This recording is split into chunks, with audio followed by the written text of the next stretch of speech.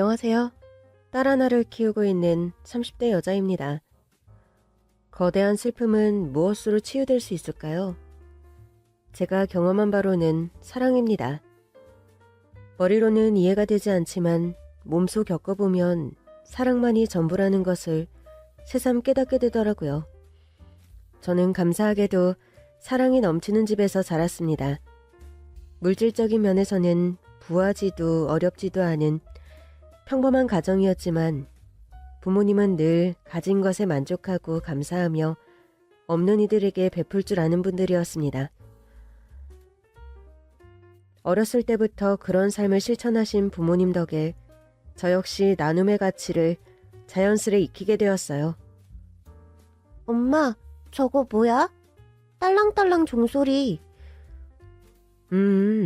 매년 겨울이면 구세군에서 불우이웃 돕기로 이런 자선활동을 해. 저기 빨간색 통 보이지? 구세군 냄비라는 건데 저기에 성금을 모아서 어려운 이웃들을 위해 쓰는 거야. 나도 돈 넣을래. 나 용돈 모은 거 있어요. 정말? 용돈 모아서 사고 싶은 거 있다고 하지 않았어? 2단 필통 산다고 했잖아. 용돈은 또 모으면 되는 거니까 조금 늦게 사도 괜찮아요. 그래. 우리 영희가 아껴 모은 돈이 어려운 사람을 위해 쓰였으면 좋겠다. 얼마 안 되는 용돈이었지만 그때 가지고 있던 돈 전부를 구세군 냄비에 넣었습니다. 가벼워진 주머니 대신 기쁘고 뿌듯한 감정이 마음을 가득 채웠던 것 같아요. 엄마는 제가 입던 옷을 하나도 버리지 않고 모아두셨어요. 해지지 않고 말끔한 옷들을 골라 깨끗하게 세탁을 한 뒤 함께 보육원을 찾았죠. 아빠는 과일과 빵, 과자 같은 간식을 잔뜩 준비하셨어요. 보육원 원장님께 깨끗한 옷들과 음식을 전달드린 뒤 조용히 보육원을 나왔던 것도 생각이 납니다. 매년 5월 5일 어린이날을 보내는 우리 가족만의 방식이었어요. 아빠, 근데 우리는 왜 어린이날마다 보육원에 가요? 내 친구들은 어린이날에 놀이동산도 가고 또 동물원도 가고 엄청 재미있게 보낸다고 하는데. 영희가 그런 친구들이 부러운가 보구나. 놀이동산이랑 동물원은 꼭 어린이날이 아니어도 갈 수 있어. 주말에 영희 가고 싶은 곳 가자. 엄마 아빠 생각에는 어린이날은 어린이들을 위한 날인데 부모님이 안 계신 아이들은 보통 애들처럼 어린이날을 보내지 못하잖아. 우리가 나누는 게 큰 건 아니지만 그래도 그곳에 있는 아이들의 마음이 조금이라도 기뻤으면 하는 마음인 거야. 아빠 말이 맞아요. 꼭 어린이날에 놀이동산 안 가도 돼. 사람만 엄청 많고 복잡하잖아. 우리 영희가 이해를 해주니 참 고맙다. 다음 어린이날에도 옷 줄 거죠? 그럼 나도 옷을 깨끗하게 입어야겠다. 더 많은 옷을 줄 수 있게. 엄마와 아빠는 결혼하고 아이를 무척 원했지만 아이가 생기지 않아 고민이 많았다고 해요. 몇 년을 인내하고 기다린 끝에 태어난 게 저였습니다. 그렇게 힘들게 낳은 저를 무척 사랑해 주셨어요. 하지만 세상에 있는 모든 아이들이 부모의 사랑을 받으며 자라는 것은 아니었죠. 엄마와 아빠는 늘 그런 걸 안타까워했고 저를 아끼며 키우는 동시에 부모가 없는 다른 아이들에게 조금이라도 가진 것을 나누고 베풀자는 약속을 하셨다고 해요. 그리고 제가 유치원에 들어갈 무렵부터 저를 데리고 함께 다녔죠. 솔직히 처음에는 제 것을 다른 사람한테 준다는 게 조금 서운하기도 했습니다. 물론 작아져서 더 이상 못 입는 옷이었지만 아끼던 옷을 그냥 다른 사람한테 주는 거니까요. 하지만 부모님이 준비해간 선물을 보고 기뻐하는 아이들의 모습을 보다 보니 나중에는 전혀 아깝지가 않더라고요. 어렸을 때부터 나눔의 가치를 알게 해준 부모님이 너무 자랑스럽고 또 감사한 마음입니다. 그렇게 계속 나누고 베풀라는 뜻이었을까요? 모두가 어렵다고 하던 IMF 시기에도 2008년 금융위기 때도 무사히 버텼던 것 같아요. 그리고 그 어려운 때에도 나눔을 실천하셨습니다. 중학생 때 사정이 안 좋아 도시락을 못 사오는 친구 도시락을 1년 내내 책임졌었고, 고등학생이 되었을 때는 친구들과 함께 독거노인 어르신 봉사를 다녔습니다. 집안 청소를 해주고 빨래도 해주고 안마도 해드리고 말벗이 되어드리는 봉사였죠. 무난한 학창시절을 보냈고 20살이 되어 대학에 입학했습니다. 우리 영희 축하해. 영희야, 공부하느라 고생 많았어. 다 엄마 아빠가 응원해준 덕분이에요. 그래도 집에서 통학할 수 있는 거리라 다행이야. 멀리 가게 되면 혼자서 어떻게 지내나 걱정했는데. 대학생 되면 엄마 아빠 품에서 벗어나 자유롭게 지내고 싶어하는 친구들도 많다던데. 우리 영희는 안 그런가 보네? 난 이제까지 자유롭지 않다고 생각한 적이 없는데?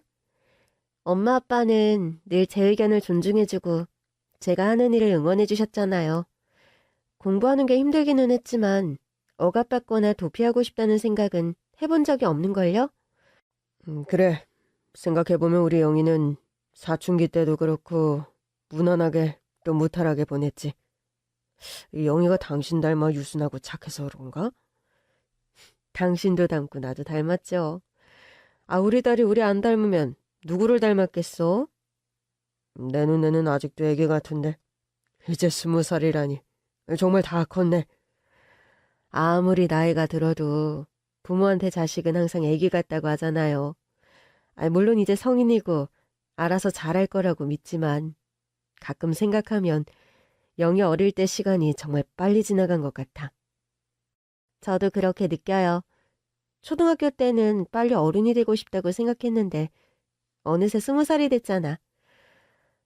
이제 시간은 점점 빨리 갈 거야. 10대 때는 시속 10km로, 20대 때는 시속 20km, 그리고 30대가 되면 30km로 가는 거야. 아빠도 이 말에 공감을 못했는데 나이가 들고 보니 정말 그런 것 같더라. 저도 엄마 아빠 나이가 되면 그렇게 느낄까요? 아직은 잘 모르겠어. 근데 10대에서 20대가 되고 앞자리가 바뀌니 좀 느낌이 이상해요. 어른이 된다는 건 자기 행동에 스스로 책임을 지는 거야. 그걸 항상 잊지 않았으면 좋겠구나.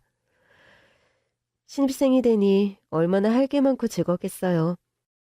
치열한 입시체제에서 앞만 보고 달리는 경주마처럼 살아왔는데 대학 입학과 동시에 고삐가 풀린 것처럼 자유를 만끽하는 친구들이 많았습니다. 젊음은 즐기라고 있는 거야. 무엇을 해도 저 말이 모든 걸 대변해주는 듯 했죠. 하지만 저는 입학 전에 들었던 엄마의 말이 자꾸 생각이 났어요. 행동에 대해 스스로 책임을 진다는 거. 어렸을 때는 실수를 해도 부모님이 나서서 해결을 해주곤 했지만 이제 그렇지 않다는 거잖아요. 때문에 저는 매사에 조심했던 것 같아요. 정신없이 달라진 생활에 적응을 하는 사이 2학기가 되었습니다. 여러 동아리들이 있었지만 제 마음을 끈 것은 봉사활동을 하는 동아리였어요.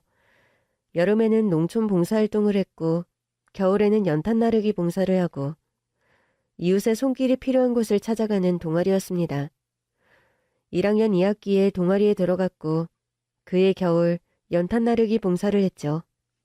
그리고 2학년이 되었을 때 동아리 임원으로 활동을 하게 되었습니다. 새학기가 되고 신입생들을 모집하느라 한창 바쁘던 시기 누군가 동아리실 문을 두드렸어요.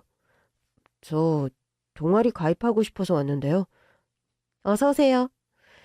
쭈뼛쭈뼛 서 있던 사람인데 딱 봐도 신입생은 아니었죠. 저희 동아리에서 나눠준 홍보물을 들고 있더라고요. 저희 동아리에 대해 아세요? 네, 홍보종이 자세히 읽어봤어요. 계절마다 좋은 활동들을 하더라고요. 신입생은 아니시죠? 그렇게 티가 나나요? 맞습니다. 군대 다녀와서 이번 학기에 복학했어요. 선배님이시네요. 왠지 신입생은 아닌 것 같아서요. 연륜이 느껴진다고 할까? 연륜이요? 그렇게 나이가 많은 건 아닌데. 불쾌하셨다면 죄송해요. 그런 의미는 아닌데. 저 그럼 가입 신청서 드릴까요?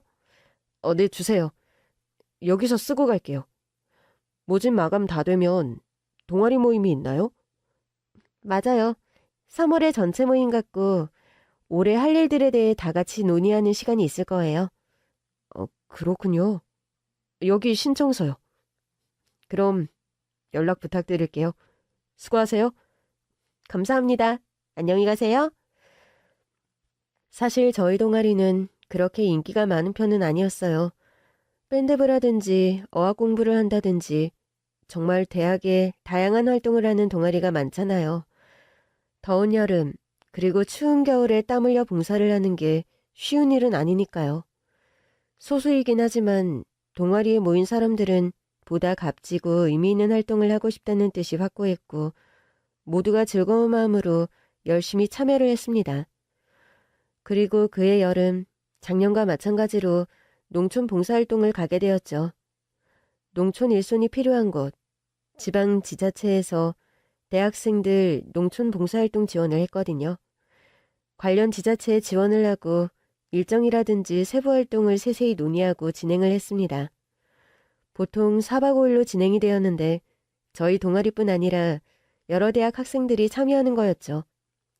농촌 마을에 머물면서 작물 수확과 환경 정비를 돕고 함께 식사하며 농업과 농촌의 가치를 느끼는 소중한 활동이었어요. 부지런히 첫날을 보내고 둘째 날, 밭에서 일을 하고 있을 때였죠. 갑자기 발목에 무언가 따끔하는 느낌이 드는 거예요. 벌레에 물렸나 보다 하는 순간 제 옆을 쓱 스쳐가는 뱀을 보고 저도 모르게 비명이 터져나왔습니다. 곧바로 달려온 것은 이번 학기부터 함께하게 된 복학생 선배였어요. 영희야, 왜 그래? 뱀이요. 뱀에 물렸어요. 뱀? 이런, 어디 보자. 어떤 뱀인지 봤어? 모르겠어요. 선배, 저 큰일 난 거 맞죠? 선배는 저를 안심시킨 뒤 생수를 가져와 물린 자리에 부었어요. 그러고는 옷을 찢어 물린 곳에서 위를 묶어주었습니다. 영희야, 나한테 엎혀. 일단 빨리 여기를 벗어나자. 생각할 겨를도 없이 선배의 등에 엎이게 되었고 선배는 멀리 떨어진 곳에 저를 눕혔습니다. 그리고 곧장 119에 신고를 했어요. 움직이면 안 돼. 괜찮을 거야. 별일 없을 거야. 119 불렀으니까 괜찮아. 떨리는 마음에 눈물이 날 것만 같았는데 선배는 제 손을 잡고 저를 안심시켜 주었습니다. 이윽고 119가 도착했고 선배는 보호자를 자청하며 함께 구급차에 탔어요. 그리고 당시 상황을 구급대원에게 상세히 설명해 주었습니다. 대처를 잘하셨네요. 뱀에 물린 상처 부위를 너무 꽉 묶으면 자칫 괴사할 위험이 있는데 손가락 하나 들어갈 정도로 잘 묶으셨어요. 좀 더 지켜봐야겠지만 일단 빨리 병원으로 갈게요. 병원에서 혈액 검사를 했습니다. 상태가 심하면 독사에 물린 것으로 진단이 내려진다고 하더라고요. 항독소 주사를 맞고 누워 있었어요. 언제까지 병원에 있어야 해요? 오늘 밤까지는 있어야 할 것 같은데? 대수롭지 않게 생각하지만 6시간에서 8시간이 지나서 상태가 나빠지는 경우가 간혹 있거든. 혹시 모르니까 병원에서 상태를 지켜보는 게 좋을 것 같아. 좀 더 조심했어야 했는데. 일부러 그런 것도 아니잖아. 그치만 뱀이 먼저 공격하는 경우는 드문데. 일하다가 밟거나 그랬나 보다. 많이 놀랐지? 선배가 빠르게 대처해줘서 정말 고마워요. 어떻게 이렇게 잘하세요? 군대 있을 때 뱀을 많이 봤거든. 어쨌든 빨리 병원에 와서 다행이다. 혹시 집에는 연락드렸어? 아직 못했어요. 그냥 이 상황만 말하면 너무 놀라실 것 같아서. 괜찮아지면 나중에 말씀드리려고요. 그래. 일단 조금 쉬어. 6시간 정도 병원에 있었는데 다행히 심각해지지 않은 것 같았고 늦은 밤에 병원을 나올 수 있었습니다. 선배는 제가 지낼 숙소까지 저를 데려다 주었어요. 잘 쉬고 내일 상태 봐서 너무 무리하지 않은 게 좋겠다. 그럴게요. 선배도 들어가세요. 감사합니다. 잔뜩 기대한 농활이었는데 둘째 날 뱀에 물린 것 때문에 제대로 일을 돕지 못했어요. 사람들이 다 괜찮냐고 물어보고 거기 계속 있는 게 방해만 되는 것 같아서 먼저 서울에 올라오기로 결정을 했죠. 끝까지 참여 못한 게 아쉬웠지만 봉사활동은 잘 마쳤고 나중에 회의를 하며 활동 내용을 정리했습니다. 그리고 그때 재빠르게 대처해준 선배한테 너무 고마워서 따로 밥을 산다고 했어요. 그날 식사를 하며 많은 이야기를 나눴고 그 일을 계기로 서로 마음이 있다는 걸 알게 되어 우리는 연인이 되었습니다. 무려 5년을 만났는데 남편은 마음이 따뜻하고 배려심이 많은 사람이었습니다. 대학에서 봉사활동을 하다가 만난 만큼 나눔의 가치도 이해하는 사람이었고 중요한 가치관이 같았어요. 우리는 크게 다툰 적도 없었고 주변에서 잘 어울리는 커플이라고 응원을 많이 해줬거든요. 26살, 5년을 만난 이 남자와 결혼을 결심하게 되었습니다. 이때 남편도 저도 다 직장 생활을 하고 있었습니다. 저희가 모은 돈으로 작게 시작할 마음이었는데 시댁과 친정 양가 부모님이 집을 얻는 데 도움을 주셨어요. 시댁과 친정의 중간되는 위치에 전셋집을 얻어서 신혼생활을 시작했습니다. 아유, 우리 예쁜 며느리 왔니? 어머님, 아유, 이렇게 자주 안 와도 되는데 이럴 거면 신혼집을 멀리 얻으라고 할 걸 그랬다. 준호가 자꾸 오자고 하는 건 아니지? 당신도 마음에 없는 소리를 하네. 아주 며느리 보는 거 좋아서 입이 귀에 걸린 게 빤히 보이는구만. 그래요? 내가 거짓말을 또 못해서. 근데 자꾸 봐도 예쁜 걸 어떡해. 너희 시어머니가 너만 온다고 하면 그냥 너 좋아하는 음식 해준다고 온갖 장을 다 본다. 우리 며느리 올 때마다 진수성찬이라. 그 덕에 나도 잘 먹는구나. 어머님, 음식 하시기 힘드신데 너무 무리하시는 거 아니에요? 아유, 아니야. 너 맛있는 거 먹는 것만 봐도 내가 배가 부른데 뭘. 아무것도 하지 말고 저기 앉아 있어라. 금방 다 차리니까. 시부모님은 너무 좋으신 분들이었어요. 결혼을 일찍 한 편이었고 시댁 근처에 산다고 하니 자주 뵙는 거 스트레스 받겠다는 말을 하는 친구들도 있었지만 저는 저희 어머님 아버님을 너무 좋아했거든요. 남편한테 시댁에 가자고 먼저 이야기하는 게 저였으니까요. 시댁에 갈 때 어머님 아버님 좋아하시는 것을 사가지고 갔는데 드린 선물이 민망할 정도로 항상 음식을 너무 잘 차려주셨습니다. 먹고 나서 설거지라도 하려고 하면 어머니가 그대로 앉아있으라며 남편한테 시키고는 했죠. 예, 준호야. 다 먹었으면 설거지해야지. 네, 엄마. 예, 준호 집에서도 설거지 하지. 에이, 요즘 세상에도 남자 부엌에 들어가는 꼴 못 본다는 시애미들이 있다더구나. 어느 시대 사람들인지 원. 준호는 어렸을 때부터 내가 착실히 교육시켜놨거든. 제가 12살? 그때부터 나 도와서 설거지하고 집안일 했었어. 용돈 하나 그냥 주는 법이었고 집안일 돕고 하면 용돈을 줬다. 아들 자식 손가락 까딱 하나 안 하게 키워서는 여자만 고생시키려고 하는 건 아주 구습이고 악습이지. 원, 결혼을 한 건지 가정부를 들인 건지. 어머님, 준호 씨 집에서도 집안일 같이 하고 너무 잘해요. 어찌나 성격이 깔끔하고 또 꼼꼼한지 제가 배울 때가 많아요. 다 어머님이 잘 가르치신 덕분이에요. 그렇지? 내가 헛되게 키우지 않았지? 남편이 설거지며 뒷정리를 할 동안 아버님은 과일을 깎고 다과를 준비하셨어요. 정말 이 남자와 결혼하기를 잘했다는 생각을 날마다 했죠. 물론 남편 자체가 훌륭한 사람이고 이 사람을 사랑했지만 결혼을 하겠다 마음을 먹은 것에는 시부모님의 역할이 컸기 때문입니다. 저희가 결혼했을 때 저는 직장을 바로 그만두기가 아쉬웠거든요. 아직 젊기도 했고요. 이걸 말씀드렸을 때도 시부모님은 전혀 개의치 않으셨어요. 자식이 크고 또 결혼을 하면 그건 독립적인 가정인 거다.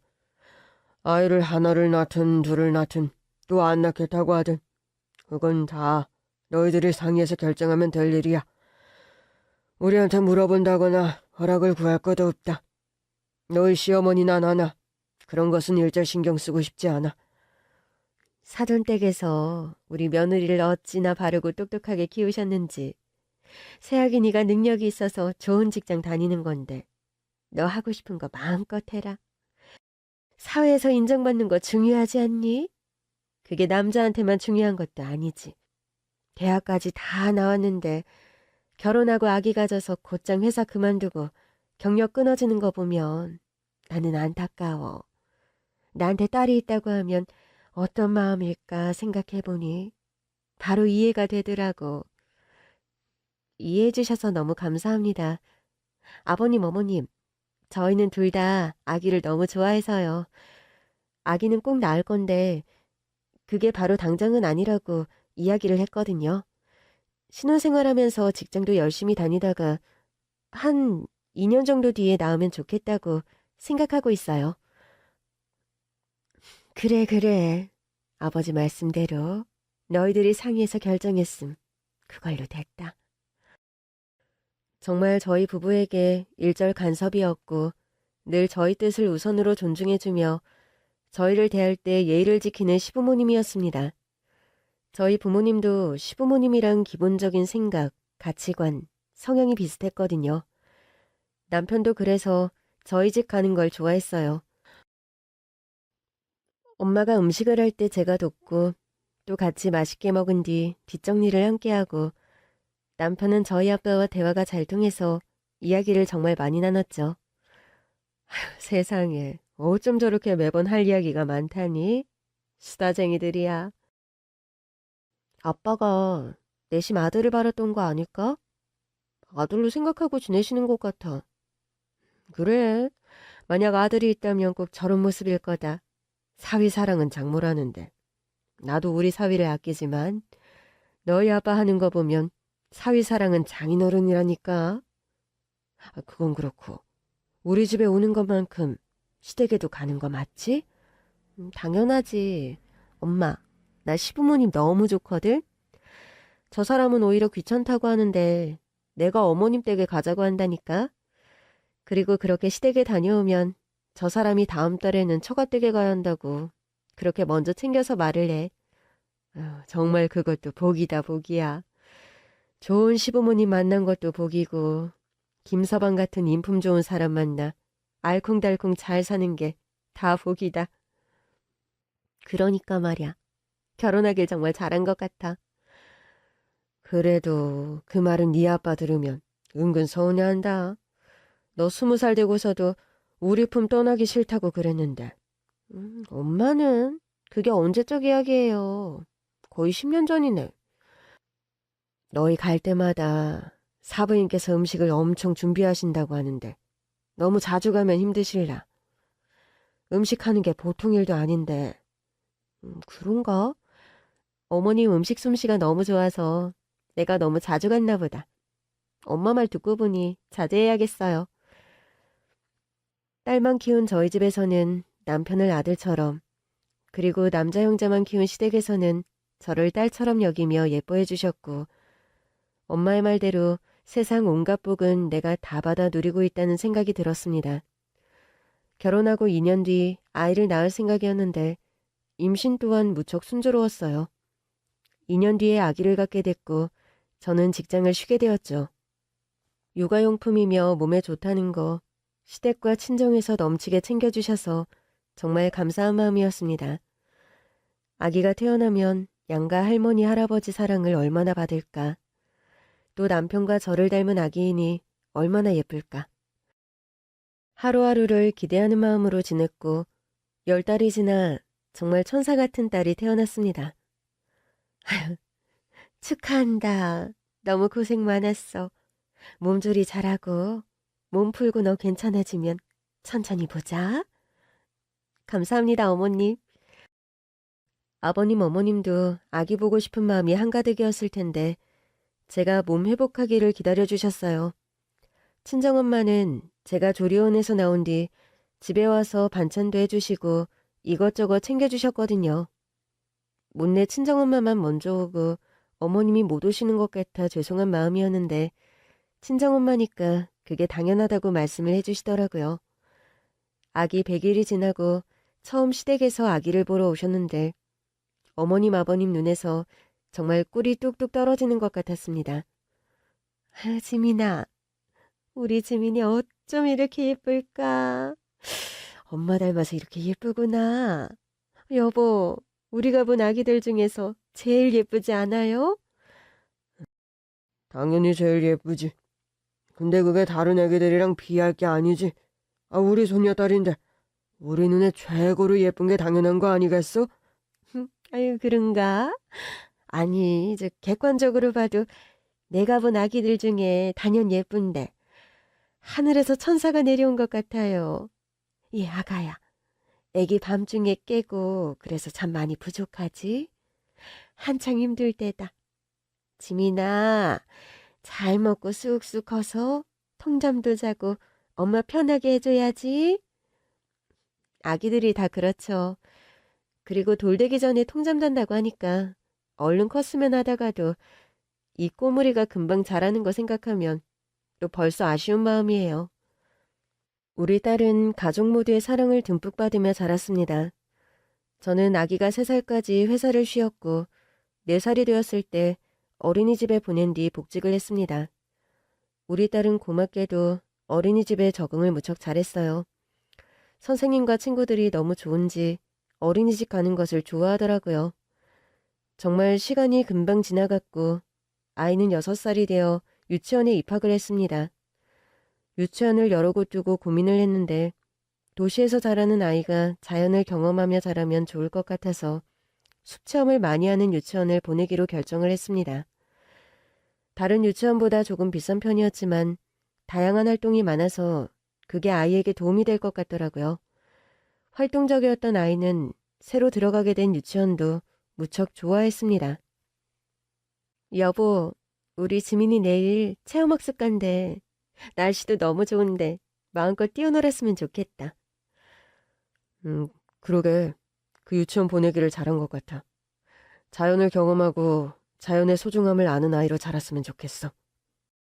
유치원 버스를 타고 숲에 가서 다양한 놀이와 활동, 수업을 하고 돌아온다는 거였습니다. 전날 장을 봐두었고 정성껏 도시락을 싸서 가방에 넣어주었습니다. 지민아, 오늘 유치원에서 체험활동하지? 가방에 도시락 있으니까 친구들이랑 맛있게 나눠 먹고 즐거운 시간 보내. 네, 엄마. 다녀오겠습니다. 남편과 함께 아이를 유치원에 데려다 준 뒤 우리 부부는 각자 회사로 출근을 했습니다. 출근한 지 3시간, 점심시간이 되기 전 갑자기 유치원 선생님에게 전화가 왔어요. 그리고 전화를 듣는 순간 저는 숨이 멎는 줄만 알았습니다. 네? 뭐라고요? 지민이가 없어졌다고요? 그게 무슨 말씀이세요, 선생님? 지민이를 잃어버리신 거예요? 어디서요? 어떻게 그럴 수가 있어요? 선생님, 이게 무슨 일인가요? 네? 전화를 끊고 곧장 남편에게 전화를 걸었고 우리 둘 다 반차를 내고 지민이가 체험학습을 갔다는 곳으로 달려갔어요. 어머니, 죄송합니다. 저희가 출발할 때 분명히 다 탔고 버스에서 내린 뒤 다 같이 산으로 들어갔거든요. 선생님들이 아이들을 확인했는데 그런데 수업 장소에 도착하고 나서야 지민이가 없다는 걸 깨달았어요. 정말 죄송합니다. 경찰에도 연락을 했거든요. 빨리 지민이를 찾아야 할 것 같아요. 어떻게 이런 일이 일어날 수 있는지 무척 화가 나는 상황이었지만 딸을 찾는 것이 급했어요. 남편은 저를 진정시키는 한편 버스가 내린 곳부터 산길을 찾아봐야겠다고 하더라고요. 남편과 선생님 2분과 함께 지민이 이름을 부르며 찾았지만 근처에 아이가 없었습니다. 오후가 되고 아이를 찾지 못하자 온갖 생각이 다 들더군요. 여보, 납치 그런 거 아니겠지? 아닐 거야. 지민아, 어떡해? 경찰에도 연락했으니까 기다리면서 찾아보자. 나쁜 생각하지 마, 여보. 우리 지민이 꼭 찾을 거야. 정신없이 아이를 찾아 헤매기를 몇 시간. 저녁 6시가 넘어 경찰에서 연락이 왔습니다. 우리 지민이를 찾았다고요. 지민이는 근처 파출소가 아닌 다른 동네 경찰서에 있었어요. 누군가 길을 잃어버린 아이라며 경찰서에 맡겼더군요. 남편과 함께 택시를 타고 지민이를 데리러 가는데 안도의 마음에 눈물이 흘렀습니다. 감사합니다. 감사합니다. 지민이 찾게 해주셔서 감사해요. 경찰서에서 막대 사탕을 먹고 있던 아이가 엄마 아빠를 보자 한 걸음에 달려오더군요. 엄마, 아빠! 지민아! 지민아, 어디에 있었어? 엄마 아빠 너무 걱정했잖아. 나중에 들어보니 아이는 버스에서 내려 체험 장소로 가다가 지나가던 고양이를 봤다고 해요. 고양이가 너무 예뻐서 천천히 다가갔고 고양이가 도망가자 고양이를 따라갔다고요. 물론 우리 아이가 이탈을 해서 벌어진 일이었지만 장소에 도착하기 전까지 아이들을 챙기지 못한 선생님들 또한 죄송하다며 사과를 하셨어요. 아이 말을 들어보니 다친 곳은 없었고 고양이가 사라진 뒤에 낯선 곳에서 울고 있었다고 하더라고요. 그러다가 놀이터에서 놀았다고요. 지민아, 정말 큰일 나. 유치원 가면 선생님들 잘 따라다녀야 하고 그렇게 혼자 다니면 위험한 거야. 잘못했어요, 엄마, 아빠. 다시는 그렇게 혼자 다니지 않을게요. 아이도 잘못을 깨달은 뒤 많이 놀랐는지 막 울더라고요. 그래도 무사히 아이를 반나절 만에 찾을 수 있어서 정말 다행이었어요. 그 뒤로도 저희는 아이를 같은 유치원에 보냈습니다. 선생님들이 더 신경을 쓰시겠다고 했고 굳이 옮길 이유가 없었거든요. 그 후로도 체험활동이 있었지만 다른 사고는 없었고 2년을 다닌 뒤 무사히 유치원을 졸업했죠. 아이가 초등학교에 들어가자 정말 학부모가 된 느낌이 나더라고요.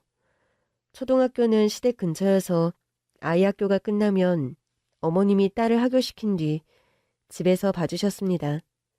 남편과 저 둘 중 일찍 퇴근하면 시댁에 들러 딸을 데려왔고요.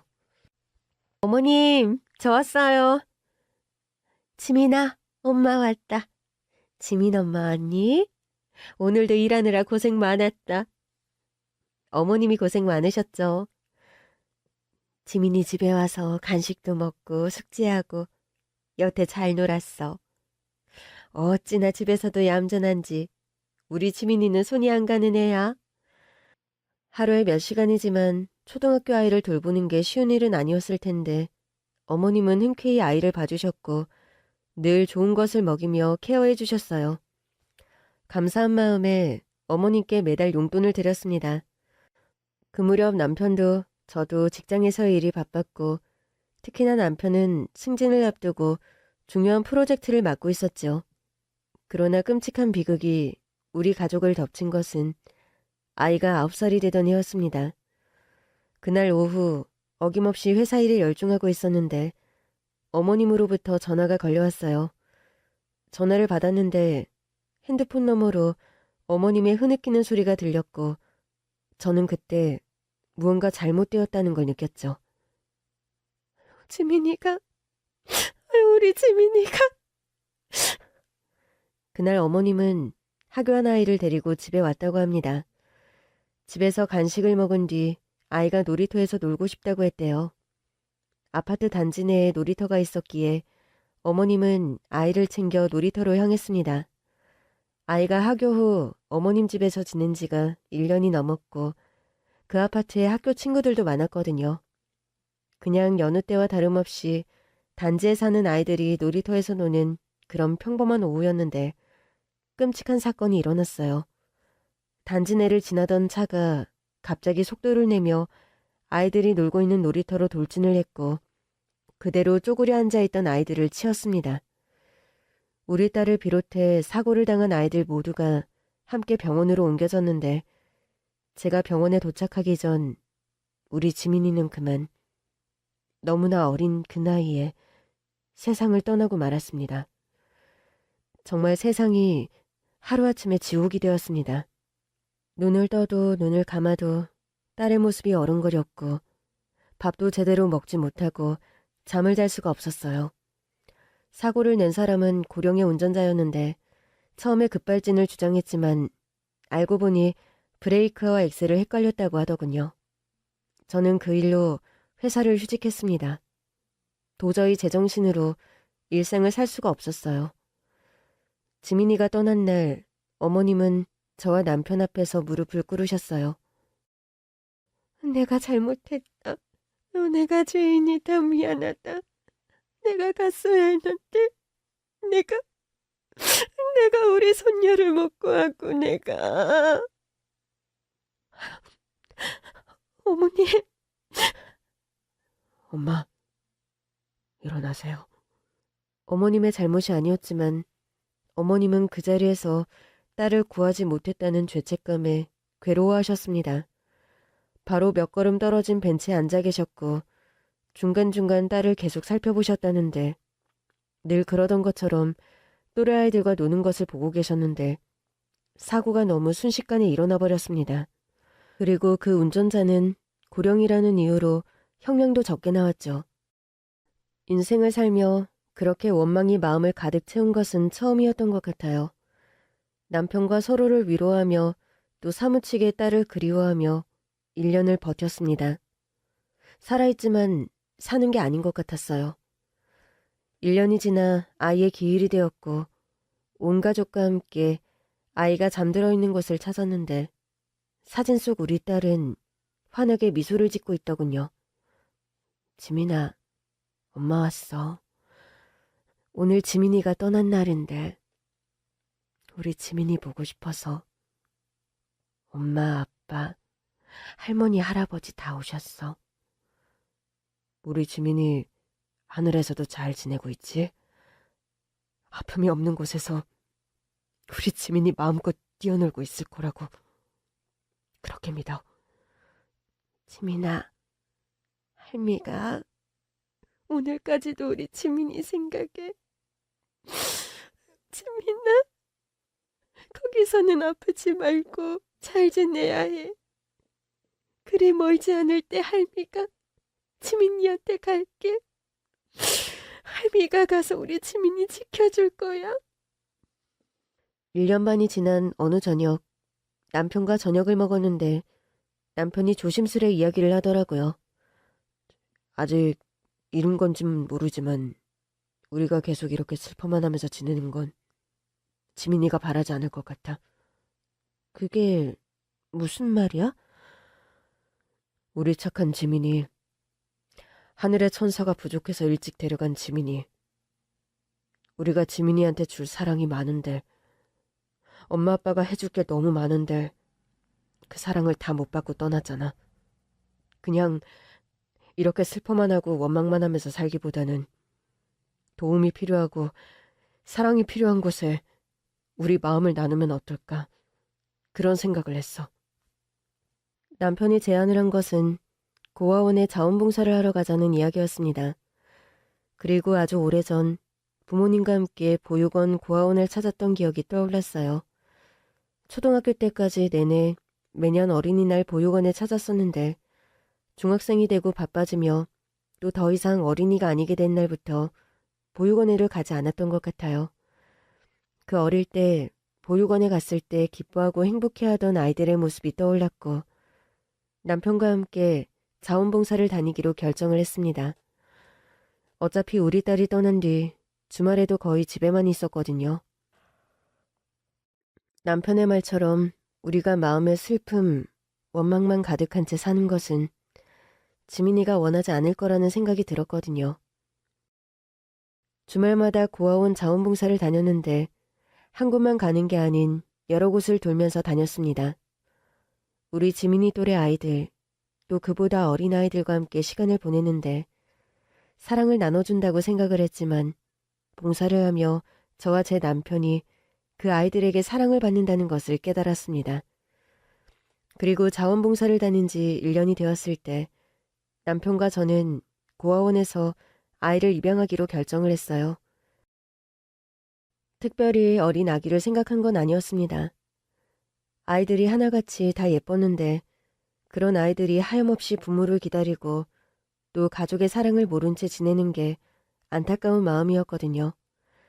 자원봉사는 선뜻 시작했지만 입양 결정은 쉽지 않았습니다. 저희 부부는 입양 이야기로 충분한 대화를 나눴고 또 양가 부모님께도 저희 생각을 말씀드렸죠. 그러던 어느 날 한 고아원에 자원봉사를 갔는데 운동장 한 구석에서 쪼그려 앉아있는 한 여자아이를 보게 되었습니다. 고개를 푹 숙이고 있다가 벼랑간 고개를 들던 아이와 눈이 마주쳤는데 심장이 쿵쿵 뛰었어요. 어머, 여보, 저 아이 하늘에 간 우리 지민이랑 너무 닮았어. 뭐? 누구? 저는 남편을 이끌고 아이의 곁으로 갔고 그 아이와 얘기를 나누다 아이가 차고 있는 목걸이 속 사진을 본 순간 너무 놀라 기절했습니다. 여보, 정신 차려! 얼마나 누워 있었을까요? 눈을 떴을 때는 걱정스러운 눈빛으로 저를 보는 남편의 얼굴이 보였어요. 여보, 그 애 어디 있어? 그 애가 하고 있는 목걸이 말이야. 잠시 뒤 상담실에서 저는 그 아이를 보게 되었습니다. 안녕? 아까는 놀랐지. 미안해. 괜찮아요. 이름이 뭐야? 수민이. 수민이. 예쁜 이름이구나. 아줌마가 뭐 하나 물어봐도 될까? 네. 수민이가 하고 있는 그 목걸이 말이야. 목걸이 이야기를 하자 아이는 경계하며 목걸이를 가리더군요. 그거 가져가려는 거 아니야. 그런데 아줌마가 잘 아는 물건이라서 그런데 혹시 그 목걸이 어떻게 갖게 되었어? 그 목걸이 안에 사진 들어있는 거 알았어? 그 사진, 그 목걸이 안 사진 속 아이가 아줌마 딸이거든. 흠칫 놀란 아이가 이내 고개를 끄덕인 뒤 목걸이에 대한 이야기를 해줬습니다. 약 5년 전일까요? 우리 딸 지민이를 6살 때 잃어버린 적이 있었죠. 그때 우리 딸이 목걸이를 하고 있었습니다. 펜던트 형태의 하트 목걸이였는데 안에는 아이 사진이 들어있었고 목걸이 뒤에 각인으로 보호자 연락처를 새겼었거든요. 그런데 5년 전 우리 아이를 경찰서에서 찾았을 때 너무 감사한 마음, 경황이 없어서 목걸이가 없어진 걸 몰랐었어요. 한참 시간이 지난 뒤에야 딸에게 물어봤는데 아이가 잃어버렸다고 답을 했고 더 묻지 않았는데 사실 우리 딸은 목걸이를 잃어버린 게 아니었습니다. 이 사진 속 친구가 아줌마 딸이에요? 맞아. 나 아는데. 오래전에 만난 적이 있는데 지민이가 나한테 선물로 준 건데. 근데 지민이는 지금 어디 있어요? 지민이는 하늘나라에 있어. 하늘나라? 하늘나라에 갔다고 하니 아이의 표정이 어두워졌어요. 그 모습을 보는데 눈물이 날 것만 같았죠. 우리 지민이 어떻게 만났어? 진짜 오래전인데 저는 기억이 나요. 지민이가 유치원 앞에서 울고 있었어요. 맞아. 그때 길을 잃어버렸거든. 그래서 제가 지민이한테 갔어요. 왜 우냐고, 울지 말라고 그랬는데, 저는 유치원 끝나고 고아원으로 가는 길이었는데 지민이를 만났거든요. 지민이가 계속 울어서 울지 말라고 하고 우리는 같이 놀이터에 갔어요. 놀이터에서 재밌게 놀았는데 완전 재미있게 놀다가 고아원에 가는 걸 까먹을 정도로요. 우리 지민이랑 같이 놀았어? 네. 그런데 나중에 고아원 선생님이 우리를 찾았어요. 그때 유치원 끝나고 고아원으로 안 왔다고 혼났는데 지민이가 나한테 먼저 놀자고 했다고 내 잘못 아니라고 그렇게 말해줬어요. 6살 때 체험학습을 가다가 길을 잃어버렸던 지민이. 고양이를 따라가다가 낯선 곳으로 가게 된 지민이가 만난 게 이 아이였던 겁니다. 아이들은 놀이터에서 시간 가는 줄 모르고 재미있게 놀았다고 했고, 나중에 아이들을 발견한 고아원 원장님이 우리 딸을 경찰서에 데려다 준 거였어요. 친구, 지민이랑 헤어지기 전에 제가 그랬거든요. 지민이가 하고 있는 목걸이 예쁘다고. 하트 목걸이 엄청 예쁘다고요. 그랬더니 지민이가 목걸이를 저한테 걸어줬어요.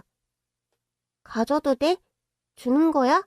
하고 물어보니까 선물이야 그랬어요.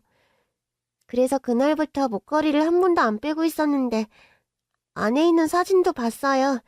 그래서 저는 지민이 얼굴 알아요. 지민이가 무사히 엄마 아빠를 만났을까 그런 생각을 했어요. 지민이는 지민이를 찾고 기다리는 엄마 아빠가 있어서 좋겠다. 사실 그런 생각도 했어요.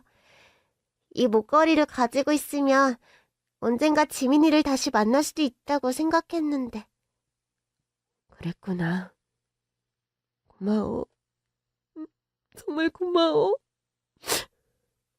당시 경찰서에 우리 딸을 맡긴 원장님은 이름도 남기지 않은 채 아이 부모를 꼭 찾아달라는 말만 남기고 가셨거든요. 그러고 보니 이 고아원이 예전 우리 딸을 보호하고 있던 경찰서와 멀지 않은 곳이었죠. 수민이라는 그 아이는 우리 딸과 나이가 같았습니다. 11살. 우리 딸이 살아있다면 수민이와 같은 나이였어요. 아이와 만남을 가진 뒤 남편과 함께 집으로 돌아와 이야기를 나눴습니다. 그 애, 수민이라는 애 말이야. 멀리서 봤는데 나는 정말 지민이를 본 줄 알았어. 그래, 당신만 그렇게 본 게 아니야. 나도 그렇게 느꼈어. 너무 신기하지? 그 목걸이, 지민이가 그걸 잃어버렸다고 해서 더 묻지 않았는데 친구한테 선물한 거였어. 그게 지민이가 6살 때 일인데 11살이니 벌써 5년이나 흘렀네. 그 아이, 수민이라는 아이는 계속 고아원에서 지냈던 거야. 여보, 당신 막 어린아이 입양 생각한 거 아니지? 그게 아니라면. 그의 나이가 11살이고 우리 지민이가 살아있다면 같은 나이잖아. 입양 결정하기 전에도 많은 고아원을 다녔고 입양하기로 결정하고도 쉽게 마음을 정하지 못했는데 어쩌면 이게 다 그 아이를 만나기 위한 거였을까? 지민이가 연결해준 것 같아. 목걸이를 그 아이에게 선물했잖아. 물론 이렇게 될 줄은 몰랐지만 정말로 그 아이가 우리 지민이와 만났었다는 거, 또 지민이가 그 어린 나이에 길을 잃고 무서워할 때 지민이가 함께 있어줬다는 게 너무 고맙게 생각이 돼. 우리 생각이 같은 것 같네. 그렇게 하늘로 간 우리 딸이 생전에 연을 맺었던 아이. 그 아이를 입양하기로 결정을 했습니다. 그 아이를 데리러 고아원에 갔던 날이 생각나요. 깨끗하게 세탁한 원피스를 입고 저희를 기다리고 있었어요. 우리 딸이 선물한 목걸이를 하고요. 그렇게 데려온 딸이 수민이입니다. 이름은 바꾸지 않았습니다.